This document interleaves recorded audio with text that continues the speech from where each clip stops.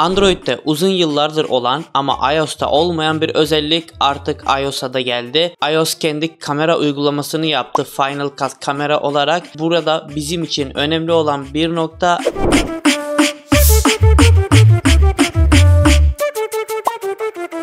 iOS kendi kamera uygulamasını yaptı Final Cut kamera olarak. Burada bizim için önemli olan bir nokta artık biz kameramızı kendi ayarlamalarımızı yaparak kullanabileceğiz. Yani özellikle bir çekim sırasında profesyonel kullananlar için özellikle ISO ayarı, shutter ayarı, white balance ayarı, Kelvin ayarı gibi belirli ayarlamalar var pro kameralarda ve bunları iOS tarafında kullanamıyorduk. Ekstradan harici bir uygulama indirerek kullanabiliyorduk. Bunu Filmic Pro veya en son çıkan Blackmagic uygulaması vardı. Filmic Pro uygulaması ücretli bir uygulamaydı ve bu yüzden Blackmagic uygulaması çıkmıştı. Bu ücretsiz bir uygulamaydı ve bu şekilde kameraların belirli ayarlamalarına ulaşabiliyorduk. Kendi ayarlarımızı manuel olarak yapabiliyorduk. Ama artık iPhone kendi Final Cut kamera uygulamasını geliştirdi ve kullanıma sundu. Biz artık buradan çekimlerimiz için manuel olarak kullanabileceğimiz ayarlamalar var ve bu ayarları kendimiz kendi isteğimize göre kullanabileceğiz artık. Şimdi yapmamız gereken öncelikle App Store'a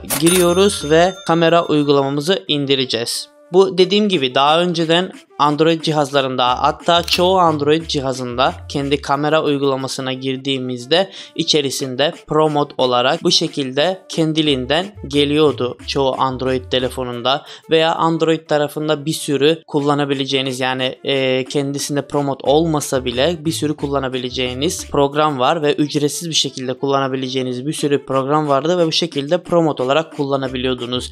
Lakin iOS tarafında bu sıkıntılıydı. Filmic Pro uygulaması dışında başka uygulamalar da vardı, lakin bunların çoğu ücretli olduğu için belirli bir ücret ödemek zorunda kalıyordunuz bu işler için. Blackmagic uygulaması çıktı. O ücretsiz bir uygulamaydı ve şekilde kullanabiliyorduk iPhone'da ama artık Final Cut kamerayla işimiz daha kolay bir hale döndü. Kendi uygulamaları ve bu uygulamayı da App Store'a yüklediler ve yayınladılar. Şimdi bizim yapmamız gereken App Store'umuza giriyoruz ve Final Cut kamera uygulamasını bulup telefonumuza indiriyoruz. İndirdikten sonra uygulamamızı açıyoruz ve burada bizi kameramız karşılıyor. Burada biz neler yapabiliriz? Hangi ayarlara ulaşabiliriz? Öncelikle şu yukarıdan ayarlara girdiğimizde burada Preferences ayarları var. Kodek seçiyorsunuz. H265 veya Apple ProRes kodeki ile çekebiliyorsunuz videolarınızı. Bunun dışında formatımız var aşağıda. 720, 1080 piksel, 4K formatları bulunuyor. Frame rate'ini yapabiliyorsunuz. Yani kare hızını ayarlayabiliyorsunuz. 24 FPS, 25, 30, 60 FPS gibi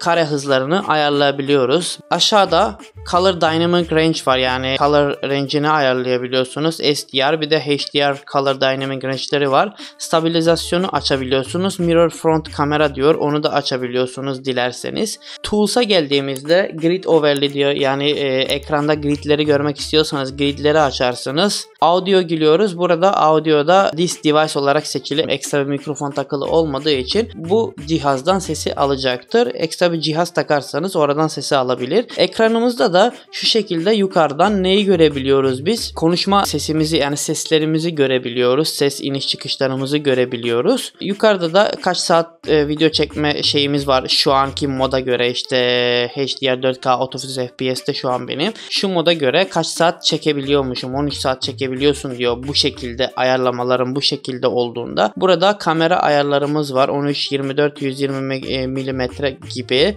kameralarımıza giriyoruz. Bunun dışında zoom'umuz var. İşte kameralar arasında zoom'u inip çıkabiliyorsunuz. Bunun dışında şuradaki ayarlamaları açtığımızda, şu ok işaretini açtığımızda bizim karşımıza white balance ayarımız çıkıyor. Burada white balance ayarımızı, Kelvin değerimizi değiştirerek ayarlayabiliyoruz. İstediğimiz bir Kelvin'e değerini ayarlarız. Bu Kelvin değeri bizim videomuzun sıcaklığı ve soğukluğunu belirleyen bir değerdir. Bu bir Kelvin değeri tablosu var. Oraya bakıp veya videonuza göre kendiniz bu değerleri ayarlayabiliyorsunuz. Veya şuradan yandan fixed Fixed bölümü var. Burada otomatikte bırakabiliyorsunuz veya Fixed'de bırakabiliyorsunuz ve altta da dediğim gibi Daylight diyor, günlük güneş ortamında, Shadow diyor, gölgelerde, ampul ışığı altında, flash altında gibi değerleri otomatik olarak da seçebiliyorsunuz veya kendiniz istediğiniz bir değere ayarlarsınız bu değeri. İkinci olarak da şurada Exposure'ımız var. Buradan Exposure'ımızı auto modunda azaltıp arttırabiliyoruz veya biz bunu manuel olarak kendimiz yapmak istediğimizde bu bizim için çok değerli bir şey. Yani shutter ve ISO değerlerimizi kendimiz otomatik bir şekilde ayarlayabiliyoruz. Örnek atıyorum, ben ISO'mu 200'e indiriyorum. Şu şekilde 200'e ayarladım ben ISO'mu. Ve shutter değerimi de işte 30 FPS'lik bir video çekeceğim için ne yapacağım? Shutter ayarımı da 1'e 60 yapacağım.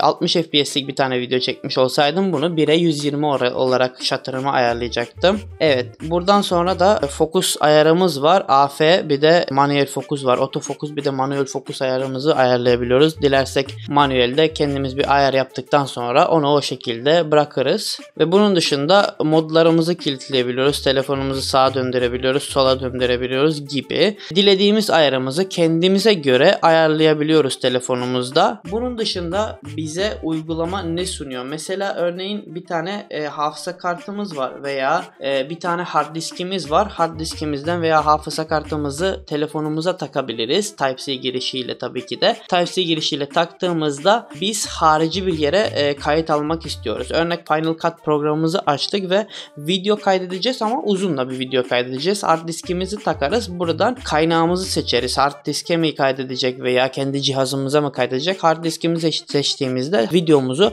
hard diske kaydedebiliriz. Büyük videolar için, büyük projeler için bu çok güzel bir şey. Bunun dışında başka ne yapabiliriz? Multicam özelliği geldi. Buradan ekstra yine iOS cihazlarınız vardır evinizde, ne bileyim iPad'iniz vardır, telefonunuz vardır gibi iOS cihazlarınız vardır ve multicam özelliğiyle bunlara bağlandığımızda telefonumuzu hepsini bir yerde görebiliyoruz. Örneğin ben tabletime bağlıyorum. 2 tane iOS cihazım var. 2 tane iOS cihazımı farklı kamera açılarına yerleştiriyorum ve bunları tabletimden kontrol edebilirim. Tabletimden görebilirim. Bu şekilde çekimlerimiz de çok güzel olur. Yani bir monitöre de dönüşmüş oluyor. Multicam'e dönüşmüş oluyor. Çok güzel bir özellik. Aslında bizi daha fazla heyecanlandıran özellik de bu multicam özelliği bir yandan.